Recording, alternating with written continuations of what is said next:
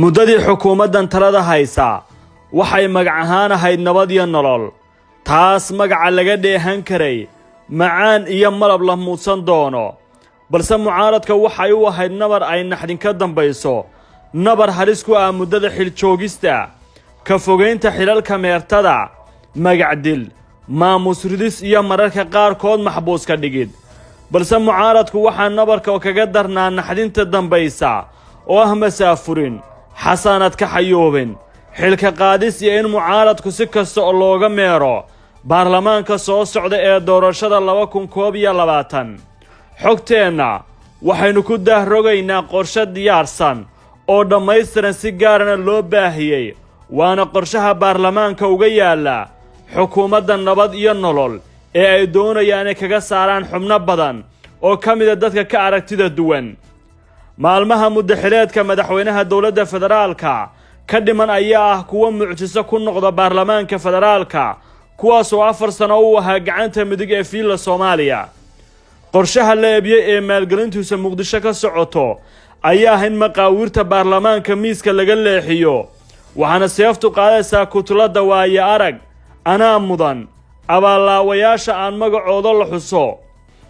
4 baarlamaan oo kans waqtigiisu sii dhamaanaya hadda ku jiro waxaa golaha baarlamaanka ka dhex samaysmay kudlado isku danah kuwa macaashka ku saaxiiba iyo kuwa kadeed ku kulmiyo kuwa ugu magaca weyn waxaa lagu magacaabaa magaca macaashlayaasha aan mucaahadada lahayn dadka qaar ayaana ugu yeeraa abaalaawayaal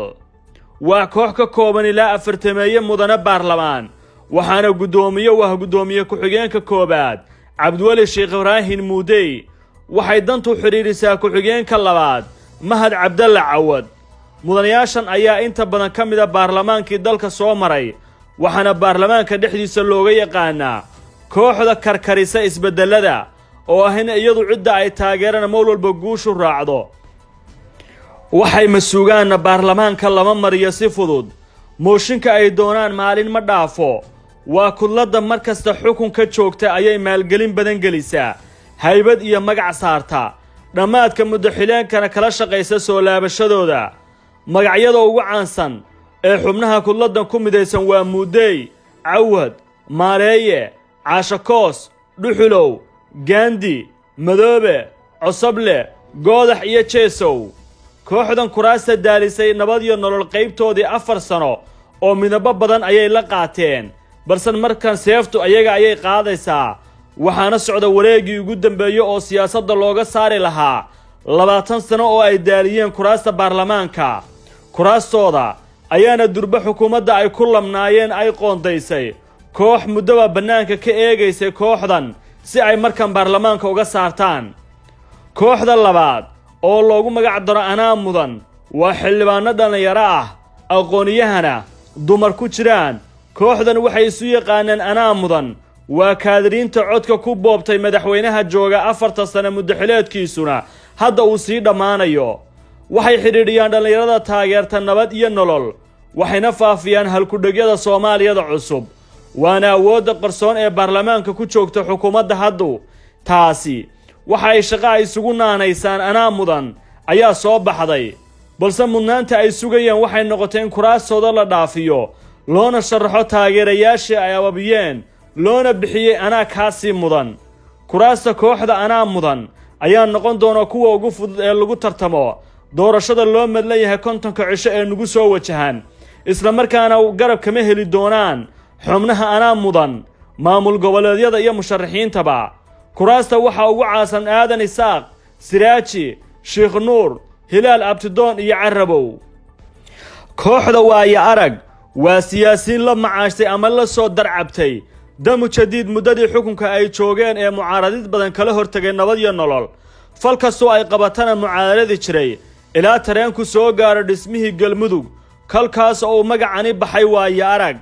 kooxdan waxaa laga soo gudbay maalmo adag waxay taageero u baahnaa siiyeen qoorqoorka galmudug ilaa markii dambe axmed cabdi kaariye ka bayray ballamihii ay tabiyeen mar kalena waaya arag dib xamar ugu urureen si cad ayay u ogyihiin kooxdan kabtanka uu xiran yahay dhagdheer mahad saabir iyo fiqina foolaadka u yihiin in tartan adag ka horeeyo kuraastoodana bannaanyaal badan ay baylah u tahay koox afraad ayaa jirta laguna naanayso kooxda looma ooyaan waa koox aan ehel taageero haysan dan siyaasadeed oo cad lahayn kooxdani waxa ay kolkii hore ku soo heleen joogitaanka kursiga saxiixa odayga qoyska iyo jeebkooda waxayna u badan tahay in goor hore hadda tareenka la weydaariyo oo dhib iyo shida la'aan ay sidaasi kaga baxaan baarlamaanka federaalka baarlamaankan wakhtigiisu sii dhammaanayo waxaa loo isticmaalay ridistii guddoomiyahoodii brofesor maxamed sheekh cusmaan jawaari beddelkii koowaad eryadii xukuumaddii xasan cali khayre iyo hor istaaggii sharciyo badan dad badani waxay u arkaan in markan la eriyo in ay tahay midhihii ay beerteen imcaan iyo khaladaadba kay u noqdaan ilaa 70 xildhibaan ayaa qorshaysan in la dhaafiyo xildhibaanada kuraasta oo xukuumadda hadda joogta ay ku bixinayso wakhti iyo kharash inaysan soo laaban waxay qaadayaan geedow haddii ay baydhay kugu jirin geedow haddii aan daabkay kugu jirin ima goyseen waxaana muuqata in hadda la eebiyo qorshaha kuraasta lagu dhaafinayo xubnahan oo siyaasiyiin badan u yaqaanaan kuwa sameeya madaxweynenimada doorashooyinku marka ay soo madlan yihiin